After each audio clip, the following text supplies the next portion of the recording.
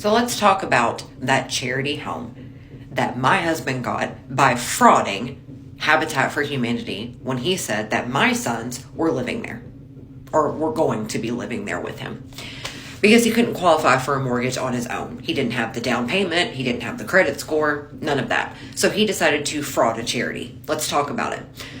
Habitat for Humanity. I was under the impression that they built homes. I didn't know anything else. So I had to do my own homework.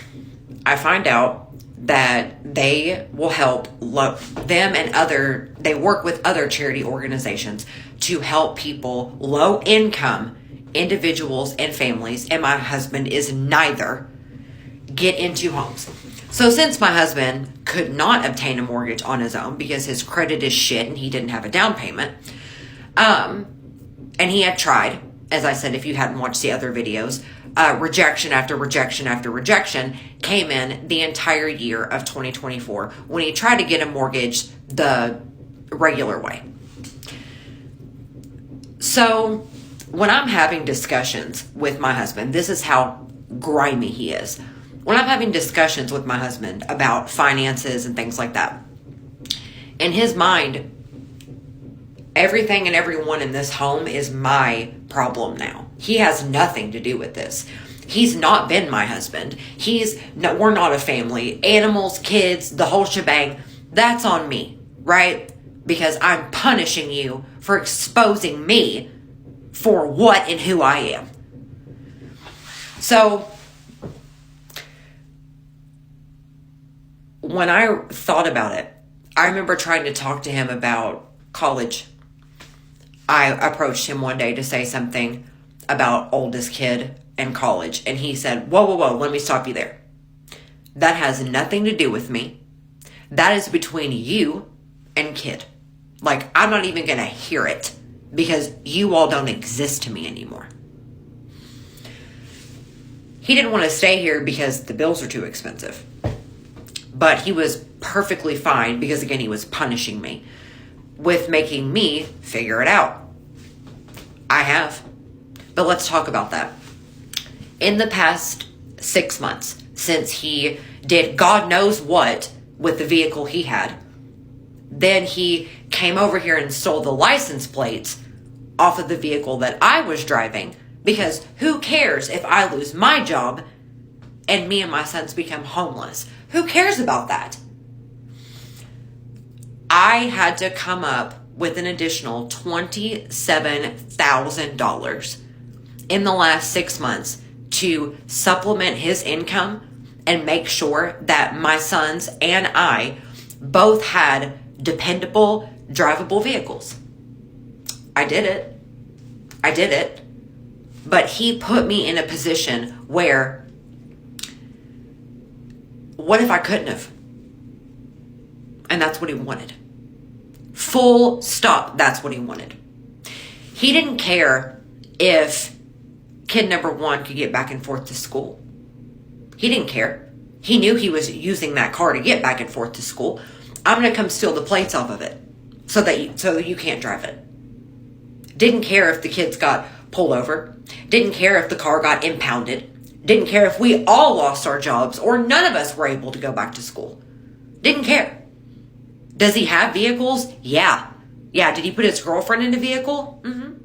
So why is he coming over here and stealing the plates off of his wife's car? Why is he doing shit like that? Because he's a fucking monster. Using Habitat for Humanity. Think about this. Who was the one who was going to be taking care of the kids and the animals and financially responsible for everything? Me. Yeah? Did my husband come to me and say, hey, guess what? I found this resource that could actually help you. You, the one who's going to be financially responsible and physically responsible and emotionally responsible for everything and everyone in this entire life that we've created. You're responsible for it. I'm leaving it all with you. I found this resource that can help you. No, he didn't.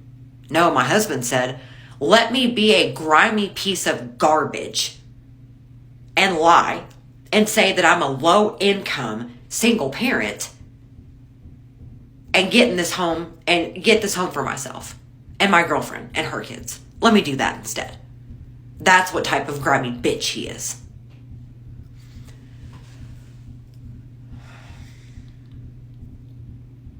$27,000 in the last 6 months. I did it. I did it. I will always make sure that my sons are good. Always. No matter what. No matter what. I will always find a way, but imagine after you have spent almost 20 years humiliating and dogging out the love of your life, your wife, you spending your free time actively trying to sabotage her. Actively trying to sabotage her. I'm going to claim you on taxes fraudulently and without your consent. Where's that money, Andrew? What happened to that refund? Where'd it go? I'm going to not give you the resources, but I'm going to look them up for myself. I'm going to make sure that I'm good. I could have moved into an apartment, but I didn't want to do that. I want to own a home.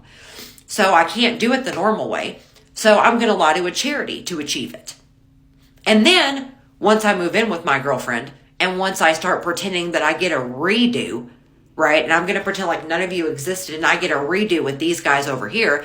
Then I'm going to start actively trying to sabotage you and then going into my work and bragging to an office full of women about how I'm actively sabotaging you.